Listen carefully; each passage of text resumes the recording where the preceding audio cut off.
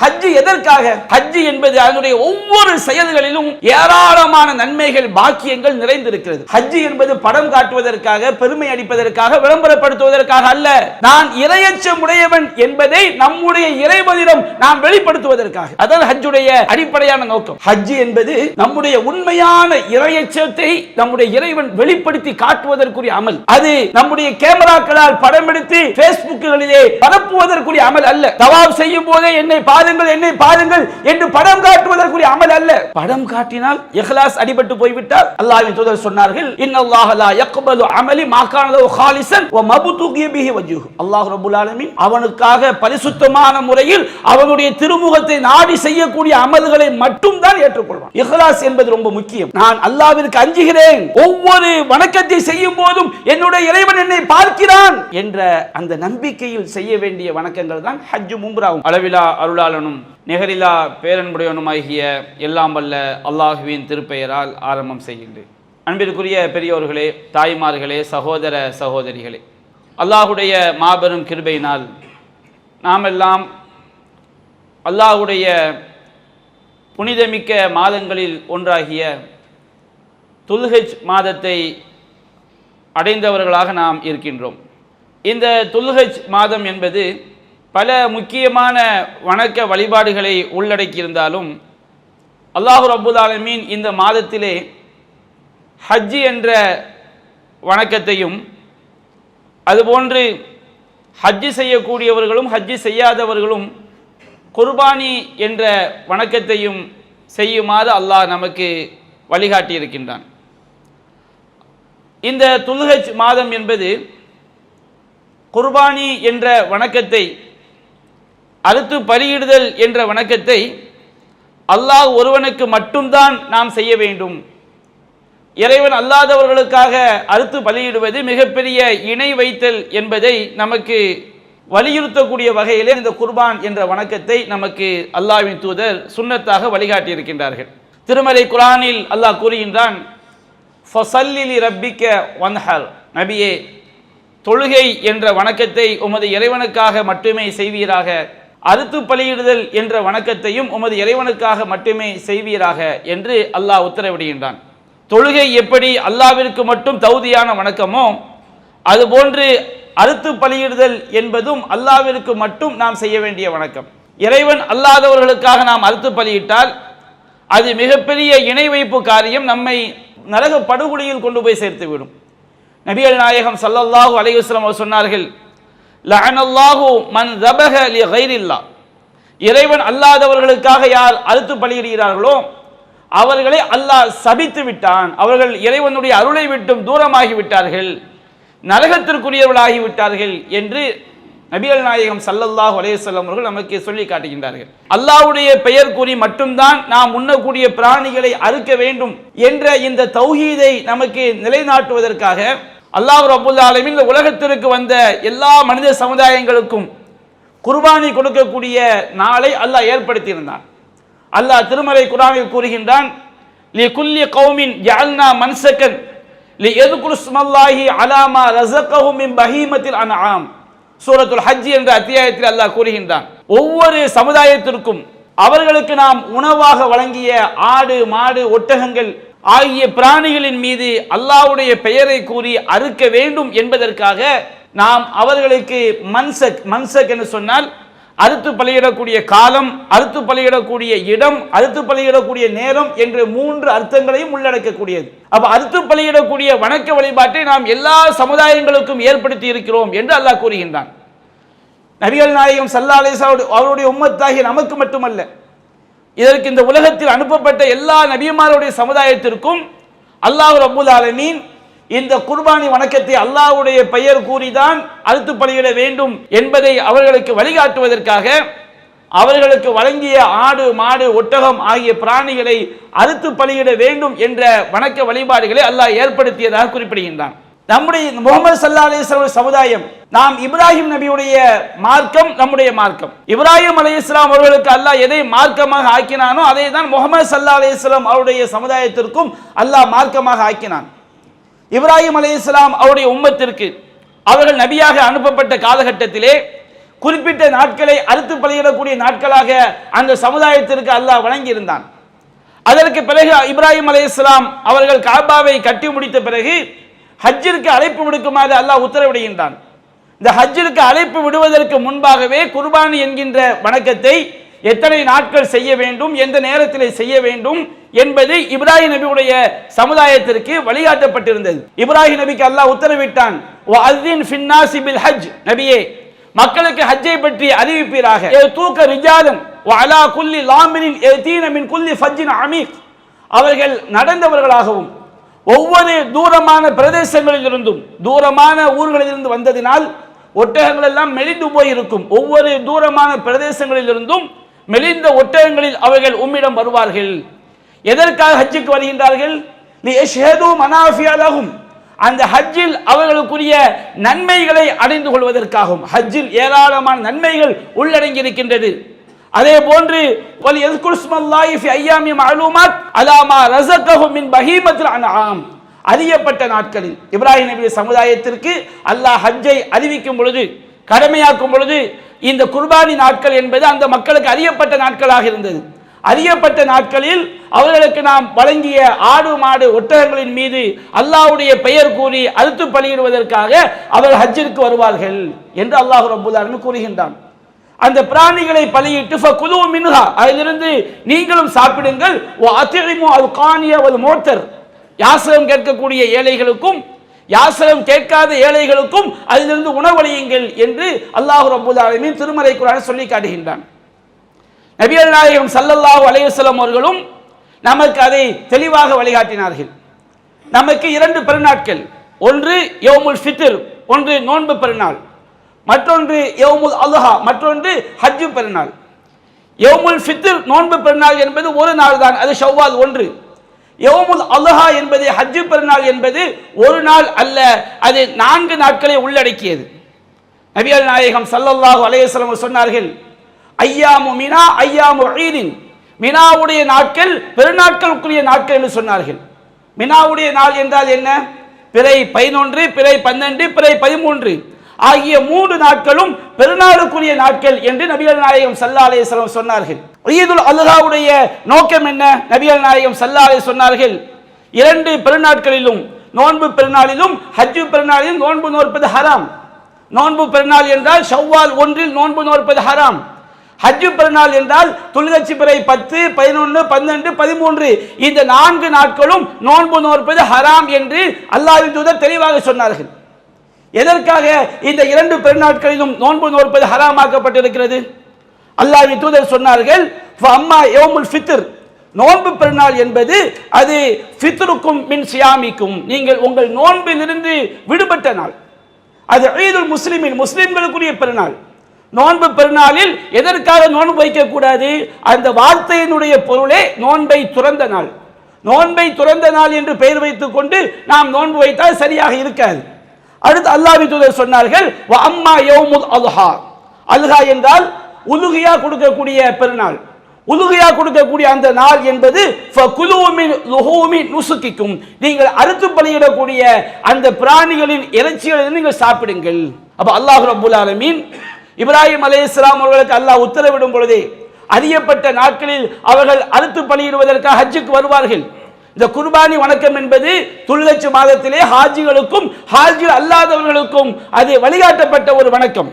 ஹாஜிகளிலே தமத்துவ முறையில் ஹஜ் செய்யக்கூடியவர்கள், கிரான் முறையில் ஹஜ் செய்யக்கூடியவர்கள், இவர்களுக்கு இது கட்டாயமாக்கப்பட்டிருக்கிறது. ஹஜ்ஜை மட்டும் தனித்து செய்யக்கூடியவர்களுக்கு இந்த குர்பானி வணக்கம் சுன்னத்தானது.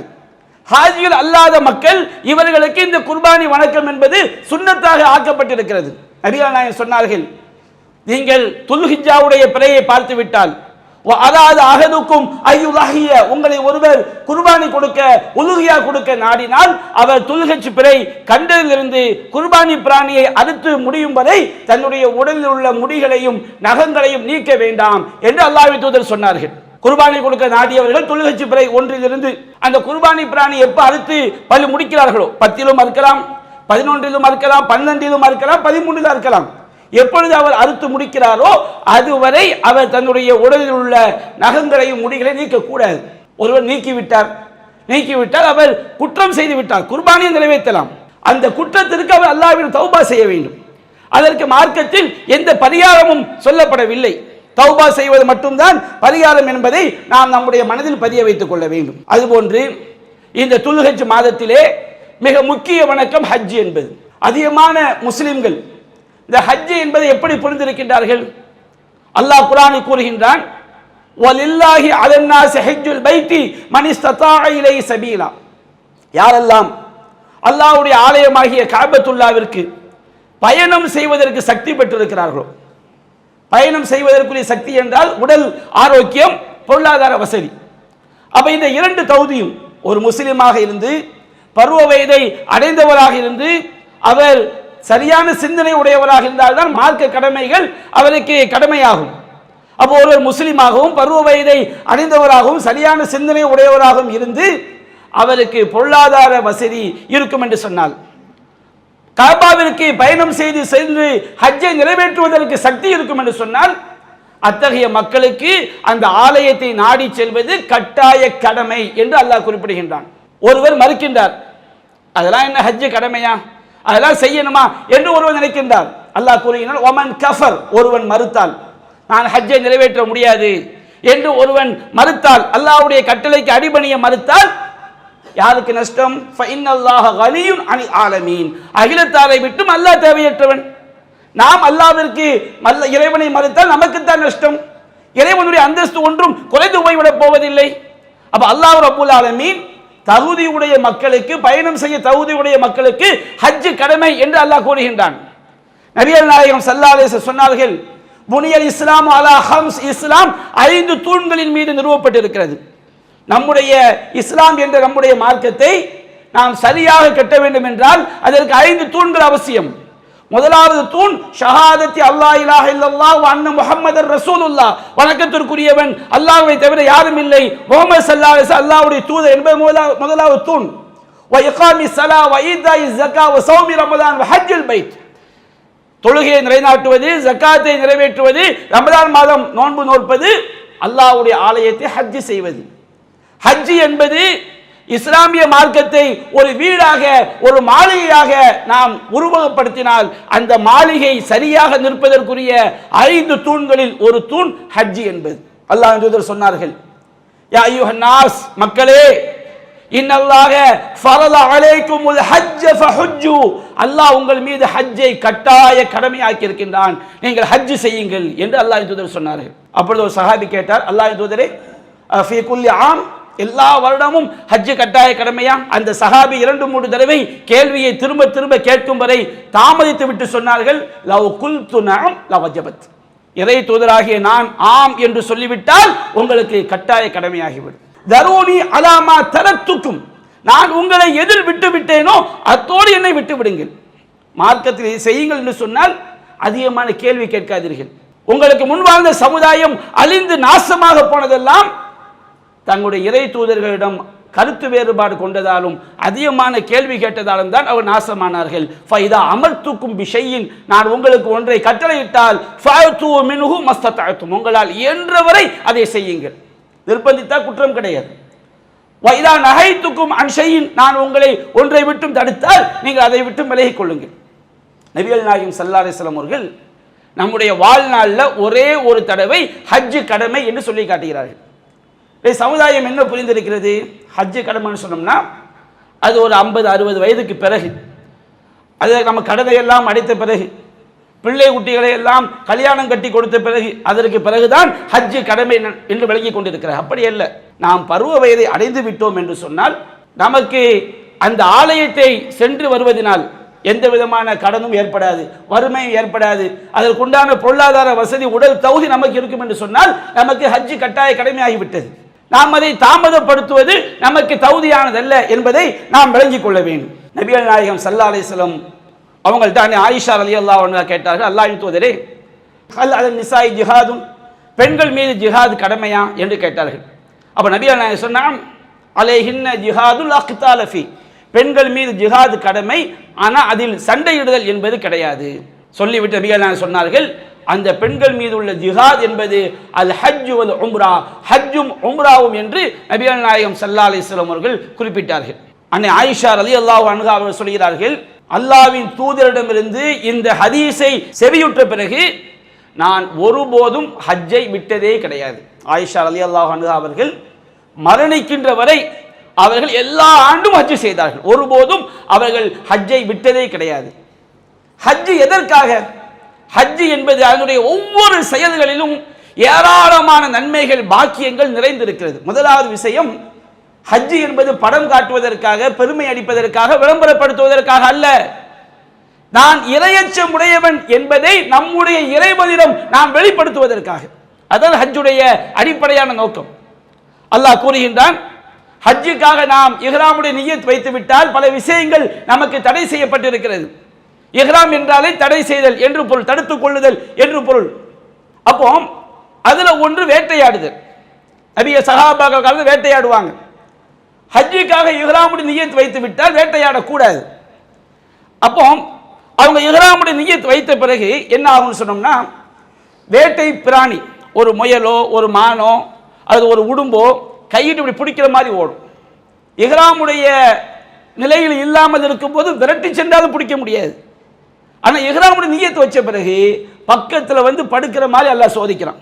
ஈட்டியை வச்சு இப்படி குத்தி தூக்கிடலாம், அந்த அளவுக்கு பக்கத்தில்.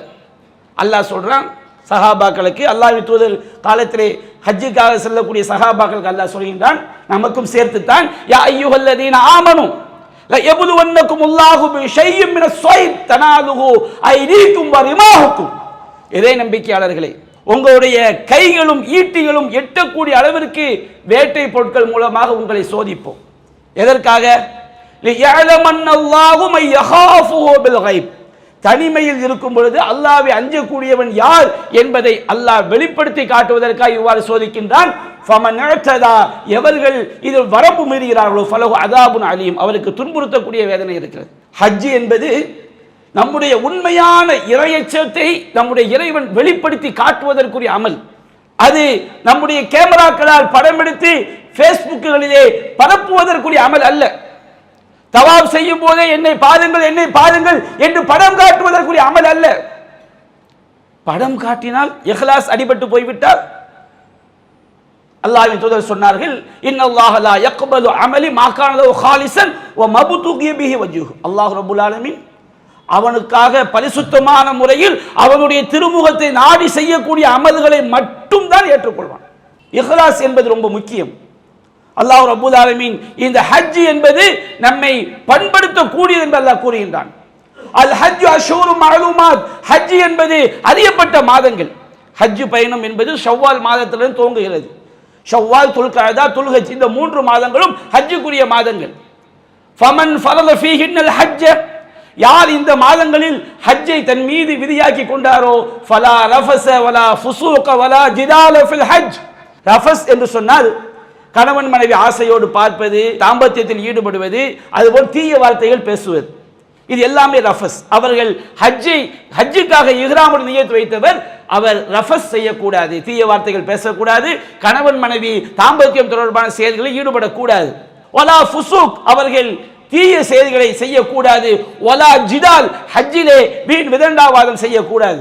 தவாப் செய்யும் போது யாரும் அதை இடிச்சிடுவாங்க, அந்த திட்டுறது, என்னப்பா இடிச்சுக்கிட்டு இருக்கிற, ஹஜ்ஜில் போய் விதண்டாவாதம் பண்றது, வீண் விதண்டாவாதம் செய்யக்கூடாது என்று அல்லாஹ் சொல்லிவிட்டு அல்லாஹ் கூறுகின்றான், ஃபதஸவ்வது, ஹஜ்ஜுக்காக கட்டுச்சாதங்களை தயார்படுத்திக் கொள்ளுங்கள்.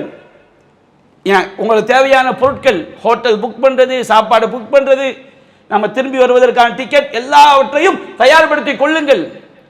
ஃபஇன்ன கைரஸ் ஸாதி தக்வா, நீங்கள் தயார்படுத்திக் கொள்ள வேண்டியதிலேயே ரொம்ப ரொம்ப சிறந்தது இறையச்சம். ஃபத்தகூனி யா உலில் அல்பாப், அறிவுடைய மக்களே எனக்கே அஞ்சுங்கள் என்று அல்லாஹ் குறிப்பிடுகின்றான். ஹஜ்ஜுடைய நோக்கம் தக்வா. ஹஜ்ஜில் நாம் அறுத்து பலியிடுகின்றோம்.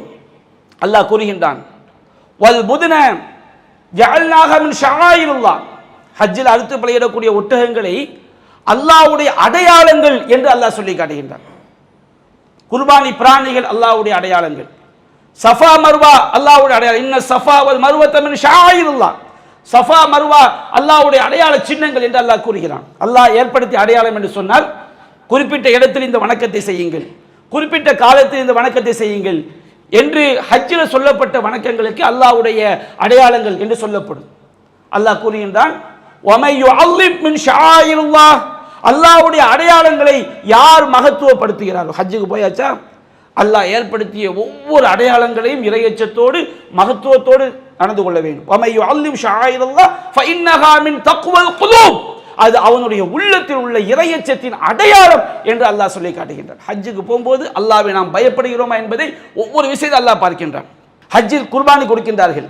லை யனாலல்லாஹு லுஹூமுஹா வலா திமாவுஹா, அல்லாஹ் சொல்கின்றான், அந்த குர்பானி பிராணியுடைய இறைச்சிகளோ இரத்தங்களோ அல்லாஹ்வை அடையாது. வலாகி யனாலுஹு தக்வா மின்கும், உங்களிடமுடைய இறையச்சம் தான் அல்லாஹ்வை அடையும்.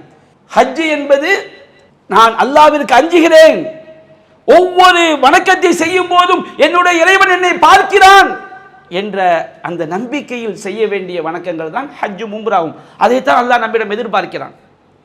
ஹஜ் என்பது சாதாரண ஒரு வணக்கம் அல்ல, அது எவ்வளவு பெரிய நன்மைகளை உள்ளடக்கியது. அல்லாஹ் கூறுகின்றான், லியஷ்ஹது மனாஃபிஅ லஹும், தங்களுக்குரிய நன்மைகளை அடைந்து கொள்வதற்காக ஹஜ்ஜுக்கு வருவார்கள். ஹஜ்ஜில் உள்ளடங்கி இருக்கக்கூடிய நன்மைகள் சாதாரண ஒன்றல்ல. நபிகள் நாயகத்திடம் கேட்கப்படுகிறது, ஐயுல் அமல் அஃதல், அமல்களிலே சிறந்தது எது? ஈமானுன் பில்லாஹி வ ரசூலி, அல்லாஹ்வையும் அல்லாஹ்வுடைய தூதரை நம்பிக்கை கொள்வது. சும்ம மாதா, அதற்கு பிறகு என்ன? அல் ஜிஹாது ஃபீ சபீலில்லாஹ், அல்லாஹ்வுடைய பாதையில் ஜிஹாத் செய்வது. சும்ம மாதா, அதற்கு அடுத்து என்ன? அல் ஹஜ்ஜுல் மப்ரூர், பாவம் கலவாத ஹஜ். பாவம் கலவாத ஹஜ் என்றால் அல்லாஹ்வும் அல்லாஹ்வுடைய தூதரும் சொல்லி தந்த முறைப்படி செய்யக்கூடிய ஹஜ். அங்க போய் விதாவான முறையில் நபி வழிக்கு மாற்றமாக ஹஜ்ஜுடைய கிரியைகளை செய்தால் அந்த காரியம் ஏற்றுக்கொள்ளப்படாது. நபிகள் சொன்னார்கள், மன் அமில அமலன் ஃபலைஸ அலைஹி அம்ருனா ஃபஹுவ ரத்துன், நாம் கட்டளையிடாத காரியத்தை செய்தால் அது அல்லாஹ்விடம் மறுக்கப்படும். அல் ஹஜ்ஜுல் மப்ரூர் என்று சொன்னால் அல்லாஹ்வும் அல்லாஹ்வுடைய தூதரும் சொன்ன முறையில் இஹ்லாஸான முறையில் செய்யக்கூடிய ஹஜ்ஜுக்கு பேர் தான் அல் ஹஜ்ஜுல் மப்ரூர். எந்த அளவுக்கு அந்த ஹஜ்ஜுடைய கூலி? அல் ஹஜ்ஜுல் மப்ரூர் லைஸ லஹுல் ஜஸாஉ இல்லல் ஜன்னah. ஹஜ்ஜுல் மப்ரூர், ஏற்றுக்கொள்ளப்பட்ட ஹஜ், இஹ்லாஸான முறையில் அல்லாஹ்வும் அல்லாஹ்வுடைய தூதரும் காட்டி தந்த முறைப்படி செய்யக்கூடிய ஹஜ்ஜுக்கு கூலி சொர்க்கத்தை தவிர வேறு கிடையாது. அந்த ஹஜ் என்ற வணக்கம் இஹ்லாஸான முறையில் செய்யும் பொழுது நம்மை எப்படி மாற்றுகிறது? நபிகள் சொன்னார்கள், மன் ஹஜ்ஜ ஃபலம் யர்ஃபுஸ் வலம் யஃப்சுக், யார் ஹஜ் செய்யும் போது ரஃபஸ் என்றால் நான் சொன்னேன் தீய வார்த்தைகளை பேசுவது, கணவன் மனைவி தாம்பத்தியம் தொடர்பான விஷயங்களுக்கு ரஃபஸ் என்று சொல்லப்படும்.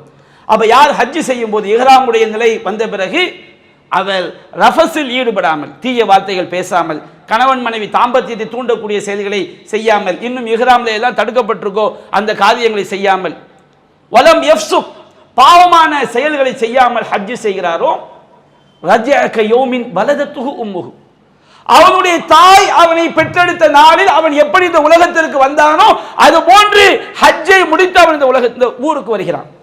அல்லாஹ் ஆலம், நம்ம யாரையும் பெற்ற பிள்ளை போது நம்ம சொல்ல முடியாது. ஆனால் நம்முடைய ஹஜ் சரியாக இருந்தால், ஹஜ்ஜுக்கு சென்றவர்கள் சரியான முறையில் ஹஜ்ஜை நிறைவேற்றினால் அதற்குரிய கூலி எல்லா பாவங்களும் அளிக்கப்படுகிறது. சுப்ஹானல்லாஹ், எல்லா பாவங்களும் அளிக்கப்படுகிறது. பெற்ற குழந்தையை போன்று அவன் திரும்பி வருகிறான். அவ்வளவு மிகப்பெரிய ஒரு நல்ல அமல் ஹஜ் என்பது. நாம் செய்யக்கூடிய பொருளாதார செலவு என்பது சாதாரணமான ஒன்றல்ல. இந்த பூமியை கொடுத்தாலும் சரி இது போன்ற ஒரு பாக்கியத்தை நாம் பெற்றுக்கொள்ள முடியாது. அவ்வளவு பெரிய பாக்கியம். அம்ர் இப்னு ஆஸ் ரலியல்லாஹு அன்ஹு அவர்கள் இஸ்லாத்துக்கு வரும்போது நபிகள் நாயகத்தை சொல்றாங்க, அல்லாஹ்வின் தூதரே, உங்களுடைய வலது கரத்தை நீட்டுங்கள், உங்களிடம் நான் பைய செய்ய வேண்டும், இஸ்லாத்தை ஏற்பதாக உறுதிமொழி ஒப்பந்தம் அளிக்க வேண்டும் என்கிறார்கள். நபிகள் நாயகம் தன்னுடைய கையை நீட்டியவுடன் அவர் தன்னுடைய கையை மடக்கிக் கொள்கிறார். அல்லாஹ்வின் தூதரே, நான் உங்களிடம் ஒரு நிபந்தனை போடுவேன், அந்த நிபந்தனை ஏற்றுக்கொண்டால் தான் நான் இஸ்லாத்துக்கு வருவேன். அப்போ நபிகள் நாயகம் கேட்டாங்க, தஷ்தரித்து பிமாதா, நீங்கள் என்ன நிபந்தனை போட போகிறீர்கள்? ஐயுகுஃபர் அலி, என்னுடைய பாவங்கள் எல்லாம் மன்னிக்கப்பட வேண்டும். நிறைய மிகப்பெரிய சஹாபி அல்லாஹ்வுடைய பொருந்தி கொண்டான், தியாகங்கள் செய்த சஹாபி. ஆனால் இஸ்லாத்துக்கு வருவதற்கு முன்பாக பத்ர் யுத்தம், உஹது யுத்தம், இது போன்ற யுத்தங்களில் எல்லாம் இஸ்லாத்துக்கு எதிராக பயங்கரமாக செயல்பட்ட சஹாபி. அல்லாஹ் அவர்களை பொருந்தி கொண்டு அவர்களே இந்த செய்தி அறிவிக்கும் பொழுது அழுது கொண்டு தான் அறிவிக்கிறார்கள். அப்போ நான் ஏராளமான அநியாயங்கள் செய்துவிட்டேன், என்னுடைய பாவங்கள் எல்லாம் மன்னிக்கப்பட வேண்டும். நபிகள் நாயகம் சொன்னார்கள், அம்ர் இப்னு ஆஸ் அவர்கள் உங்களுக்கு தெரியாதா, அல் இஸ்லாமு யஹ்திமு மா கான கப்லஹு, ஒருவன் இஸ்லாத்தை ஏற்றுக்கொள்ளும் பொழுது அவனுடைய முன்பாவங்கள் எல்லாம் மன்னிக்கப்பட்டு விடும். அல் ஹிஜ்ரத்து தஹ்ரீமு மா கான கப்லஹு, ஒரு ஹிஜ்ரத் என்ற தியாக வணக்கம் முன்பாவங்களை எல்லாம் அழித்துவிடும். வல் ஹஜ்ஜு யஹ்திமு மா கான கப்லஹு, ஹஜ் என்பது முன்பாவங்களை எல்லாம் அது அழித்துவிடும். அவ்வளவு பெரிய பாக்கியம் நிறைந்தது இந்த ஹஜ் என்பது. அதே போன்று எந்த அளவிற்கு ஹஜ்ஜுக்கு செல்லும் போது தல்பியா சொல்றாங்க, தௌஹீதுடைய வாசகம், லப்பைக் அல்லாஹும்ம லப்பைக் லப்பைக் லா ஷரீக லக லப்பைக் இன்னல் ஹம்த வன் நிஅமத லக வல் முல்க் லா ஷரீக லக். அல்லாஹ் தல்பியா, இறைவா நான் ஆஜராகிவிட்டேன், இறைவா நான் ஆஜராகிவிட்டேன், இதோ உன்னுடைய ஆலயத்தை தேடி நான் வந்துவிட்டேன், உனக்கு இணை இல்லை இறைவா. இன்னல் ஹம்த, எல்லா புகழும், வன் நிஅமத, எல்லா அருட்கொடைகளும், லக உனக்குரியதே, வல் முல்க் ஆட்சி அதிகாரம் எல்லாம் உனக்குரியதே என்று தல்பியா தௌஹீதுடைய வாசகத்தை இஹ்ராமுடைய அந்த எந்த எல்லையில் இஹ்ராமுடைய நியத்து வைக்க வேண்டும் அங்கிருந்து சொல்லிக்கொண்டே உம்ராவிற்கு செல்வார்கள். ஹஜ்ஜுக்காக இஹ்ராமுடைய நியத்து வைத்த பிறகு 10ஆம் நாள் ஜம்ரத்துல் அக்கபாவிலே கல்லெறிகின்ற வரை தல்பியாவை தக்பீரை சொல்லிக் கொண்டே இருப்பார்கள். இந்த தல்பியா என்பது சாதாரண ஒன்றல்ல, தௌஹீதுடைய வாசகம். நபிகள் நாயகம் சொன்னார்கள், அல் முஜம்முல் அவ்ஸத் என்ற கிரந்தத்திலே பதிவு செய்யப்பட்டிருக்கிறது, மா அஹல்ல முஹில்லுல் கத்து வலா கப்பர முகப்பிருன் கத்து இல்லா புஷ்ஷிர. ஒருவன் தல்பியா சொல்லக்கூடிய யார் தல்பியா சொன்னாலும், ஹஜ்ஜில் தல்பியா சொல்லுவாங்க, உம்ராவில் தல்பியா சொல்லுவாங்க, தக்பீர் சொல்லக்கூடிய ஒருவர் தக்பீர் சொன்னால் அவர்களுக்கு நற்செய்தி சொல்லப்பட்டே தீரும். சஹாபாக்கள் கேட்டால், அல்லாஹ் யா ரசூலல்லாஹ் புஷ்ஷிர பில் ஜன்னah, சொர்க்கத்தை கொண்டு நற்செய்தி சொல்லப்படும், நாம் அவர்களுக்கு சொர்க்கத்தை கொண்டு நற்செய்தி சொல்லப்படும் என்று நபிகள் நாயகம் ஸல்லல்லாஹு அலைஹி சொன்னார்கள். அதே போன்று இப்னு ஹுஸைமாவிலே பதிவு செய்யப்பட்டிருக்கிறது, மாமின் முலப்பின் யுலப்பி இல்லா மா லப்பா அன் யமீனிஹி வான் ஷிமாலிஹி.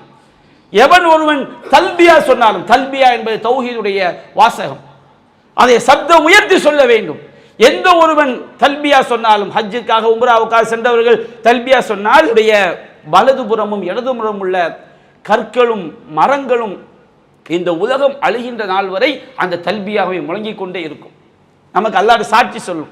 ஒருவேளை அல்லாஹ் ரப்புல் ஆலமீன் உலகம் அழிகின்ற நாள் வரை அவர் சொன்ன தல்பியாவுக்குரிய நன்மையை நமக்கு தந்தாலும் தரலாம். அது ஹதீஸ் சொல்லப்படவில்லை. நபிகள் நாயகம் சொன்னார்கள், அவனுடைய இடதுபுறமும் வலதுபுறமும் உள்ள மரங்களும் கற்களும் உலகம் அழிகின்ற வரை அந்த தல்பியாவை சொல்லிக் கொண்டே இருக்கும் என்று சொன்னார்கள். உம்ராவில் தவாஃப் செய்யும் போது, ஹஜ்ஜில் காபாவை தவாஃப் செய்யும் போது ஹஜ்ருல் அஸ்வத்தை தொட்டு முத்தமிடுவது சுன்னத். தொட முடியவில்லை என்றால் அதை நோக்கி இஷாரா செய்வார்கள், அதுவும் ஒரு வகையில் முத்தமிடுவதை போன்றுதான். ருக்னுல் யமானி ஹஜ்ருல் அஸ்வத் முந்தைய மூலை, ஹஜ்ஜு உம்ரா போனவங்களுக்கு தெரியும், அதை முடிந்தால் தொடலாம், முத்தமிடக்கூடாது, தொடுவது இஸ்லாம் மட்டும் செஞ்சுக்கலாம். ஆனால் தொட முடியாத பிரச்சனை கிடையாது.